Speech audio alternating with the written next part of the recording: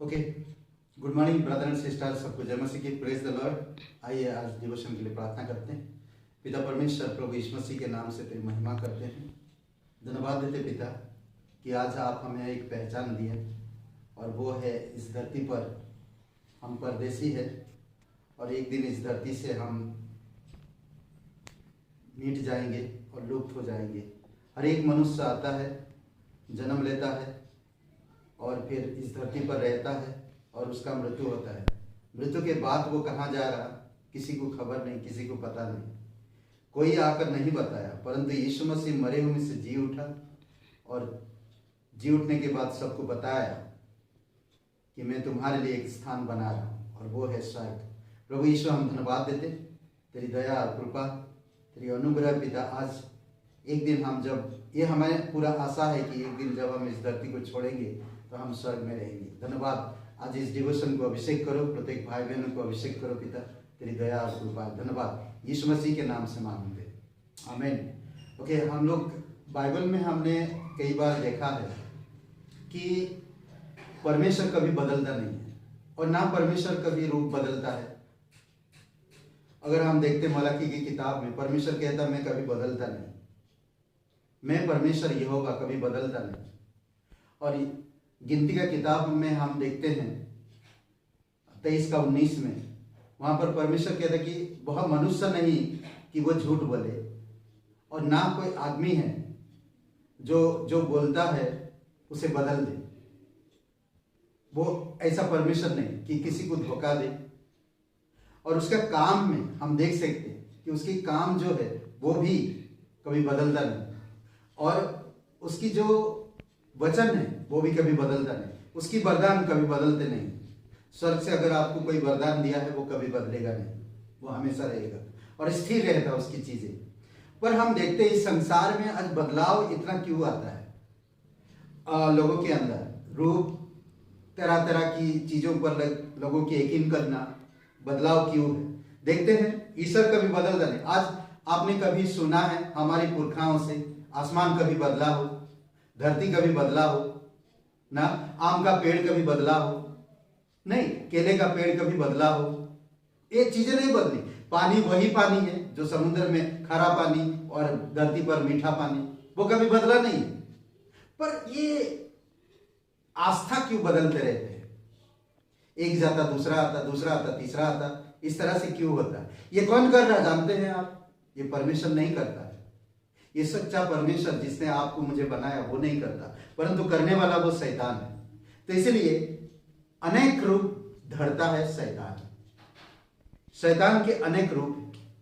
आप उन रूपों को समझना है। लोग इसको समझते हैं कि ये अलग अलग समय पर अवतार है, परंतु शैतान लोगों को भ्रमित करता है और लोगों को भ्रमित करके रखता है। हर एक शहर में, हर एक देश में, हर एक जगह पे कुछ बातें हम देखते हैं, जैसे कि इब्रानी टहलुआ, भारतीय में साधु, कैथोलिक में बिशप, प्रोटेस्ट में मस्करा, एलिजाबेथ, योगिन, शैतानी करने वाला, डच राजनीतिज्ञ, स्पेन का प्रोफेसर, जर्मन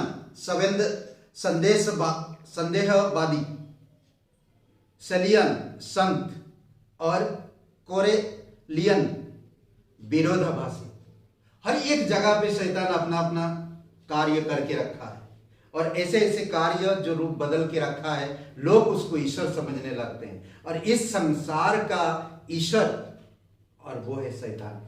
और शैतान पर स्वर्गदूतों का रूप धारण कर सकता है, उसके पास एक काबिलियत है, उसको ईश्वर ने दिया है और वही रूप बदल कर लोगों के पास आता है। दुनिया में वो भ्रमण करता है और लोगों को अपनी ओर खींचता है। तो इसीलिए आपको मुझे सावधानी पूर्वक बाइबल में सीखना चाहिए, समझना चाहिए परमेश्वर और शैतान का भेद। कुछ बातें हम बताएंगे यहाँ पर जो आप समझ सकते हैं। बाइबल हमें बताती है कि शैतान कई रूप में कार्य कर सकता है, जो हम कुछ मुख्य बातें बताते हैं। बहुत धोखा देने के लिए शैतान कहा जाता है, धोखा देता हमेशा। परमेश्वर, ध्यान रखिए, परमेश्वर कभी किसी को धोखा नहीं देता है, कभी भी नहीं।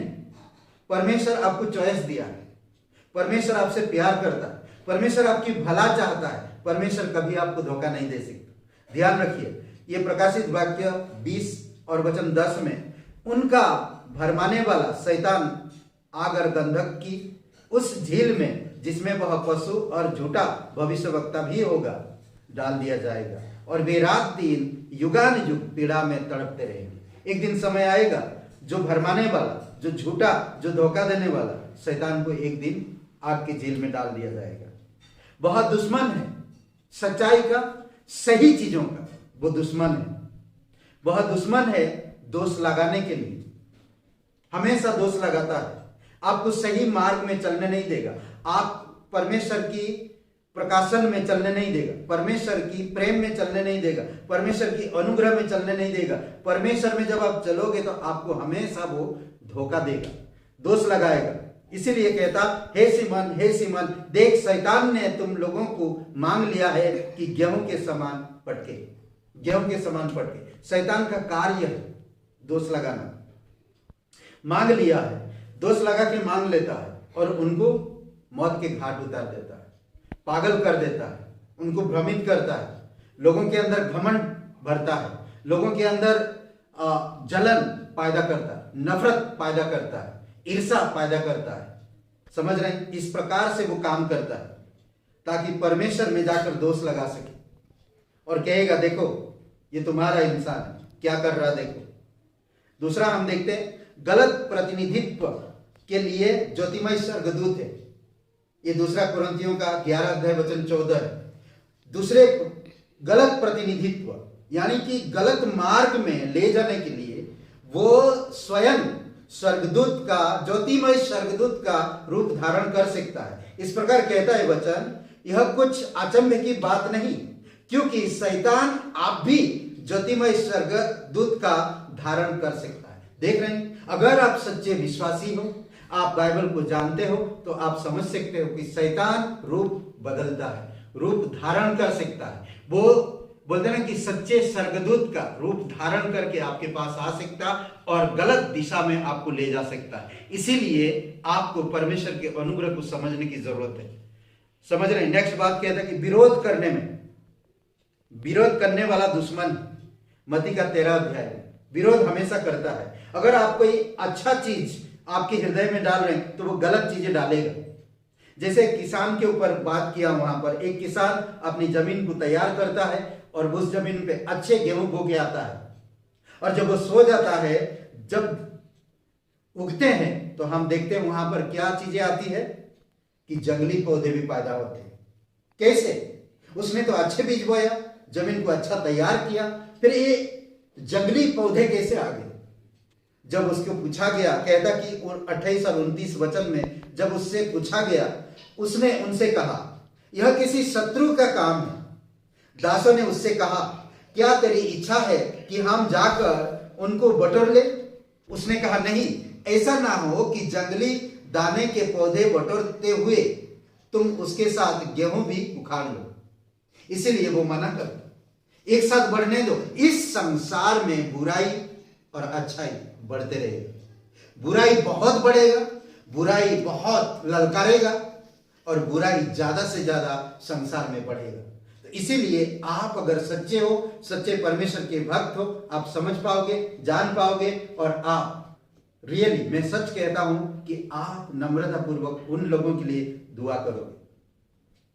और कहता कि विघ्न डालता है, यह है 1 थिस्सलुनीकियों का 2 अध्याय वचन 18 में, विघ्न डालता है, विघ्न डालकर रोकने वाला है, आपको बढ़ने नहीं देता, आपको सच्चाई को जानने नहीं देता।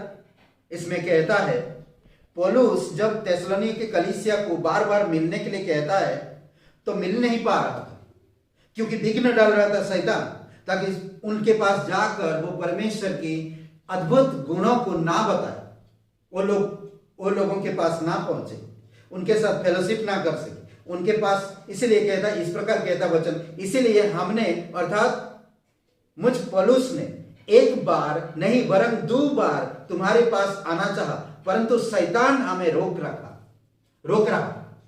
कई बार शैतान आने नहीं देता, कई बार शैतान इस प्रकार परिस्थितियों से रोकता है। कई बार हम देखते हैं छोटी छोटी चीजें, हमारी मेन जो कलीसिया है हम लोग नहीं जा पाते, साल में सिर्फ एक ही बार जा पाते। बार बार हमें मिलने से क्या होता, इंकरेजमेंट मिलता, प्रोत्साहन मिलता और हम बढ़ पाते हैं।